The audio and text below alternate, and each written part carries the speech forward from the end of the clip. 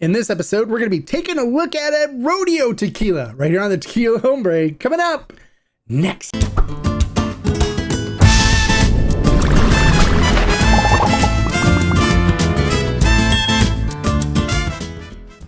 Hello and welcome to this episode of the Tequila Hombre, where today we're going to be taking a look at and doing a tasting review of a Rodeo Tequila. And you're probably wondering, well, what's a Rodeo Tequila? Well, it is a tequila that's owned by the San Antonio Stock Show and Rodeo. The name of the tequila is called Surtierra. And the one thing that's really interesting and I kind of like about this brand, even though I haven't tried it yet, but all the proceeds for this go to help students who are looking for careers in agriculture. So it's everything that they get from selling this goes to helping students that need the help that want to get into agricultural careers. And I think that's honorable. I think that's really good. And I'd rather see somebody like the San Antonio Stock Show and Rodeo own a tequila versus a celebrity, right? It's not about the money. It's about helping other people, which is always great because tequila should be about sharing with others and helping others, and more about culture and more about family and about friends. And that's what I think this tequila embraces just with what they're doing. So let's talk a little bit about how this tequila is made. This tequila comes from NOM 1598, which is located in Amatitan, Jalisco, which is just a little bit a ways out of Guadalajara. This is the same distiller that made the brand Ricava that I reviewed earlier. And I really enjoyed Ricava's Blanco. So this brand does a Blanco and a Repo. It is 40% ABV on this. They're supposed to send me a bottle of each, but I guess they had some problems with getting the tequila out to me and stuff. So they're only able to get me the Blanco. So I just have the Blanco to review, and maybe I hope they'll send me a bottle of the Repo to review later to let you guys all know about it. So let's talk about the production of this tequila. They use really nice ripe agave for it. They cook the agave in an autoclave. After the agave are done being cooked in the autoclave, they then use a roller mill to extract the sugars from the agave fibers and then ferment in stainless steel tanks. Once fermentation is complete, they then twice distill using stainless steel pot stills and then bottle at 40% ABV for the Blanco. And of course, for the Repo, they put in a barrel for anywhere between 2 to 12 months. All right, so that's basically the details on this. They do use recycled bottles as well. You can tell from the recycled glass bottles from the way the bottle looks. It's the same kind of bottle that another brand uses. I'm trying to remember their name, but I don't remember it right off the top of my head. But it'll come to me. Okay, so really nice presentation. The Blanco sells for online for $45.99, which is, I think, a reasonable price for a Blanco. So there you go. Let's see if it's worth it, and let's see if it's good. So let's get into the tasting portion next. I could just see the people in San Antonio that are like, where's that tequila from? It says New York City. New York City! Comes to the paste picante sauce, our picante sauce is made in San Antonio, Texas. Where's that one made? It says New York City. New York City! All right, enough with the silliness. All right, let's put a little bit of... No, I haven't been drinking yet, but thank you. Let's put a little tequila in the glass. They do use a natural cork. And one of the things I find out with these corks, too, is they typically tend to have problems with getting a good seal and staying put. This one slides into the bottle nicely, but you want to make sure you don't let that cork dry out, because if it does, it'll become really loose where the top will come out and you'll get some evaporation issues. But other than that, it should be fine to start. You just want to make sure you keep that cork wet. All right, so looking at it in the glass,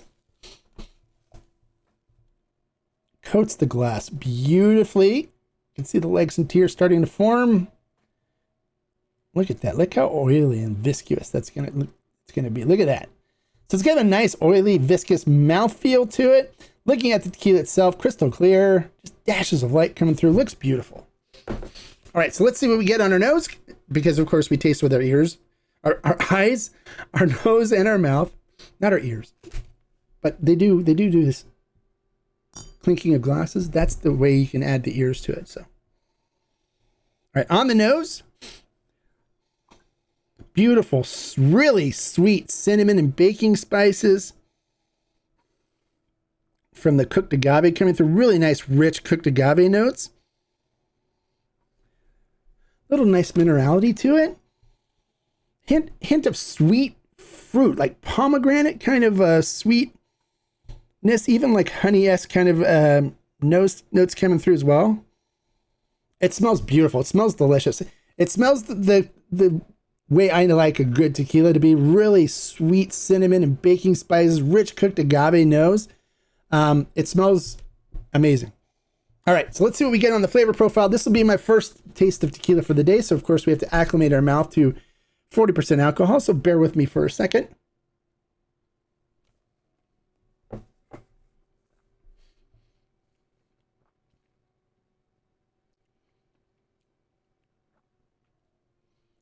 Not looking for any flavor notes or anything right now. Just waiting for everything to get acclimated.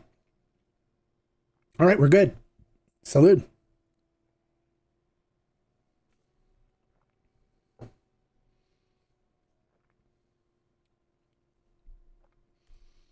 Coats the mouth beautifully.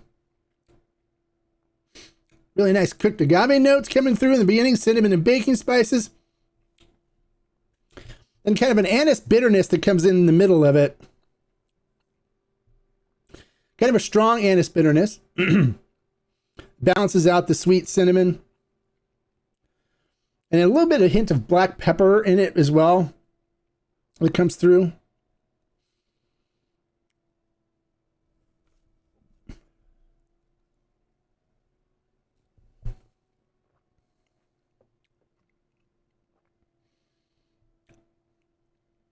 Nice cinnamon and baking spices.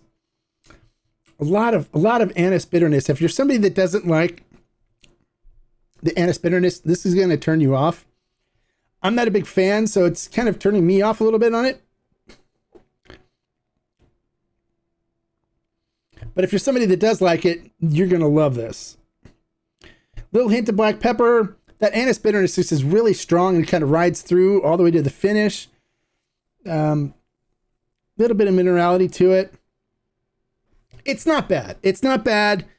It's not amazing. It's not bad. Definitely would make a good mixer if you want to make cocktails and stuff. You want to support the San Antonio stock show and rodeo. This would make good margaritas. But as far as a sipper goes, this isn't something that I personally would sip on for my personal tastes. But it could be something that you enjoy, especially if you don't mind that bitterness that comes through in it. I normally want to have more of the cooked agave notes. So how would I rate this? I'd give it a solid 3 agave. It's good. It's not great. I think it would be a good mixer for making margaritas and stuff.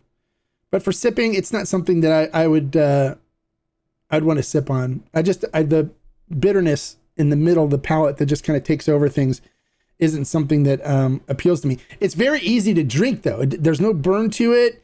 So it's really smooth, but it's that bitter flavor note that really kind of just turns me off on it. Where you go, if you like the information I shared in this video, make sure you click the thumbs up and give me a like. If you're new to the channel, bienvenido, welcome.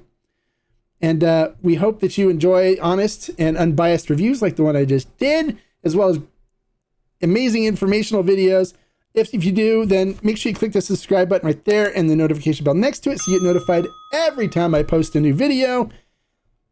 So you can come, learn some more, comment, become part of the Tequila Hombre community, and get the knowledge you need so when you go to the liquor store looking for a bottle to buy, you have the power as the power of knowledge as a consumer. And until next time, like I always say, life is too short to drink bad tequila. So, hey, if you wanted to pick up the Surtierra, if you like the anise bitterness, this might be a good one for you. Salute. Bye, guys.